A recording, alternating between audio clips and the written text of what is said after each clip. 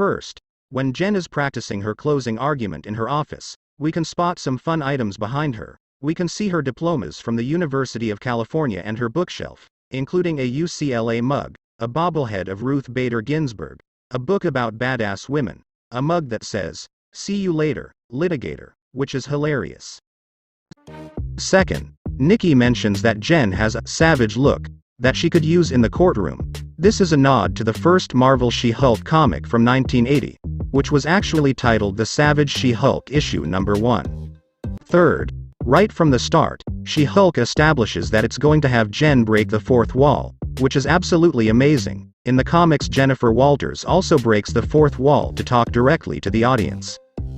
Fourth, while driving with Jen, Bruce reveals how he created a device that keeps him out of his Hulk form.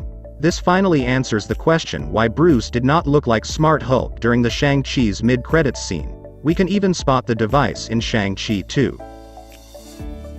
Fifth, as Bruce points out afterward, the spaceship that runs Jen and Bruce off the road is Sakaran. Sakaar is where Bruce, Hulk, spent a majority of his time after fleeing Earth. Sixth, in She-Hulk series, Jen gains her Hulk powers after her wound from the car crash is contaminated with Bruce's blood, but in the She-Hulk comics, Jen gains her Hulk powers after she is in need of a blood transfusion after an accident, and Bruce is the only available donor. Seventh, when Jen enters the bar after transforming into She-Hulk for the first time, you can spot a QR code on the wall next to her. This QR code takes you to a free digital copy of the Savage She-Hulk issue number 1 from 1980. 8. While looking around the house, Jen spots a broken Iron Man helmet.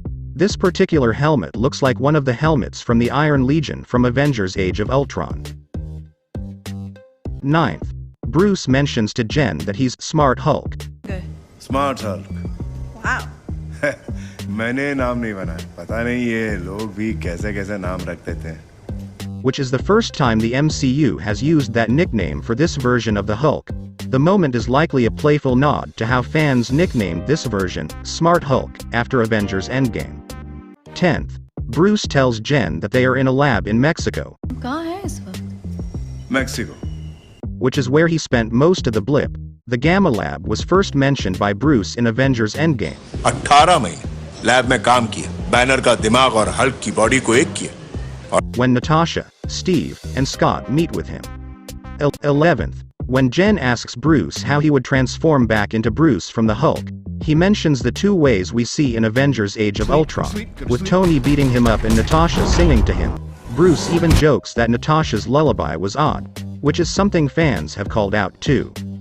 आमतौर पे जब मैं किसी jet से गिरता था या कोई रोबोट मेरे होश उड़ा देता था, तब मैं बैनर बन के जागता था या नताशा कुछ देर के लिए मुझे लोरियां सुनाती थी. 12th, when Bruce and Jen argue after she announces she wants to go home, they both use the thunderclap on each other. This is the first time we've seen Hulk use this move since the Incredible Hulk in 2008. 13th, Jamila Jamil makes her grand entrance into the MCU as Titania, who is a villain taken directly from the She-Hulk comics. In the comics, Titania is She-Hulk's greatest adversary, and she also fights Spider-Man.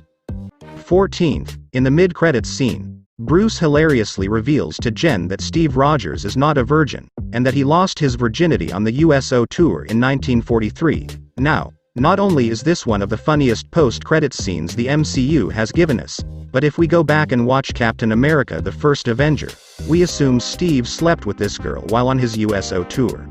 Steve Rogers कोई virgin नहीं है. उसने एक लड़की के साथ अपनी virginity खो दी 1943 United Nations के एक मिशन पर. Yes, जानती थी. 15th, also, in the She-Hulk closing credits, you can see Jen creating a diagram for Steve's sex life, which includes a drawing of Peggy and a blonde USO woman.